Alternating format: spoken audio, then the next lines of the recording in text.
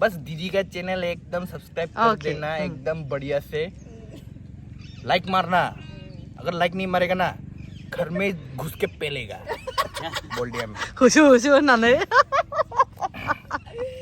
हेल' लोगोफोर नै दिनै ओरैनो दिनै मा बार मोनलाय आगै Wednesday 27 दिनै बुधबार वेडनेसडे माने जास्ट ओरैनो माने गासिबो लोगोफोर बा फेमिलिफोर दङ माने ओरैनो बेरायनो फैदों आरो ना आइन'दिया हाग्रामा ब्रिजआव स' बिदिनो ओरैनो आगैमोनखौ लोगो मोनदों बिदिनो जास्ट ओरैनो सर्टकाट भिडिअ लाबाय आरो स' दिनैसिनो देखायनोसै लोगोफोर जुदि भिडिअखौ मोजां मोनोबा नायलांगोन होननानै आसा खालामबाय आरो र' आंनि फंबायफोरखौ माने एसे मा बुङो बेखौ भिडिअ लासिगोन हा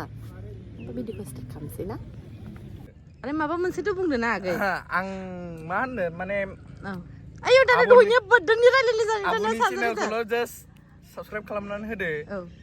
लाइक थुनानै हो ओमफ्राय बिदिनो बरिया एकदम भिउसफ्राथ' बरिया आं एसे बोरैबा जानानै दं दे मानसिया ओंखायनो माने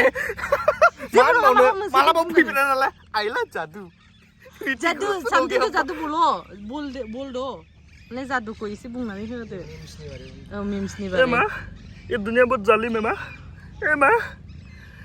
मेरी शक्ति का गलत प्रॉब्लम है माँ ए माँ मैं आ रहा हूँ माँ मैं आ रहा हूँ अरे अच्छा से बोलो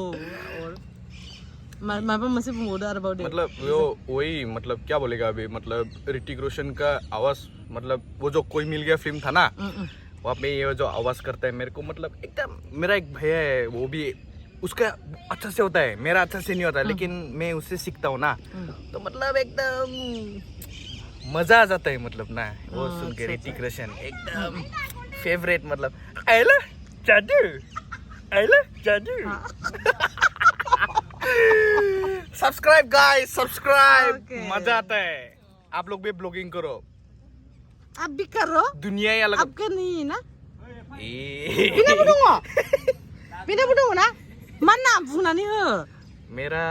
अभी तक कुछ चैनल नहीं है लेकिन मैं अभी सीख रहा हूँ अच्छा वही और हाँ बस कंटेंट लाइक कर देना बढ़िया से सब्सक्राइब कर देना बढ़िया से सब्सक्राइब ओके सब्सक्राइब नोंथ' बिराद बुंबाय खिन्थु नोंनि नामा मा बेखौ बुंनानै हो आंनि नामा ना एक्चुअली नोंसोर खोनासङोबा ना मिनिगोनसो आं मिन्थियो हाला मानोना ना आंनि नामा जेरै आं बे मानसिया नङा ओके मेरा नाम GOLDEN गोल्डन है आयौ आं हाला लेकिन मेरा शकल देख ब्लैक डायमंड हूँ मैं ब्लैक डायमंड हूँ मैं हाँ ब्लैक डायमंड है मैं ब्लैक डायमंड हूँ वही और नामा नों आगै दे बे मुभि नायोना माने बे मुभि नायनायखायनो आङो खिन्थु मुभिया इन्ट्रेस्ट गैया खिन्थु आं जेबो जेनेबा आं मोनसे खोथा होनो माने इंडिया मारे जेनेबा मतलब जैसे वो बोलता है ना क्या फिल्म था वो गैंग्स ऑफ वासीपुर उसमें बोलता है ना जब तक सिनेमा है तब तक लोग चूतिए बनते रहेंगे वो सही बात है समझा ओ उस दिन KGF निकला उसमें एक आदमी ऐसा मोबाइल में ऐसा ब्लॉगिंग करके बोला तन्नारी नारे दारी तन्नारो दारी दारे रे ऐसा करके बोल रहा है उसको वो आदमी को मैं क्या बोलूं बोलता वो क्या बोलूं उसको तेजपुर में ले जाके उसको 3rd डिग्री अगर देगा तो थोड़ी ना वो मतलब क्या बोलूं मैं अभी उसको कुछ नहीं बोल सकता तो अभी मतलब हम लोग इंडिया में है ना ये सब चलता है एकदम देसी जुगाड़ बोले तो हाँ वही और बस दीदी का चैनल एकदम सब्सक्राइब कर देना एकदम बढ़िया से लाइक मारना अगर लाइक नहीं मारेगा ना घर में घुस के पेलेगा बोल दिया मैं हुसु होननानै ना बोनदों नालाय ओमफ्राय नाबो मोनबाय दे बेखौबो आं खिन्थागोन दे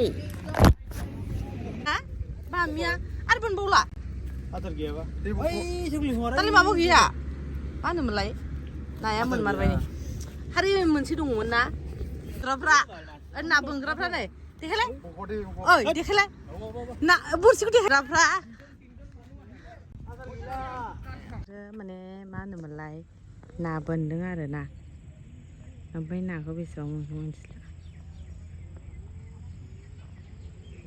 आरो ओमफ्राय नै बिराद रागा जोङो ना माने ओरैबायदि रागा जोङो आं जेबो बुजिया नायाबो मासेल' मोनखादोंखा ओमफ्राय माबा साम'सो खनबावबाय साम'खौ सरिसो नै ना बोनगासिनो नै र' नाय र' माबैसे बोनो हा अबे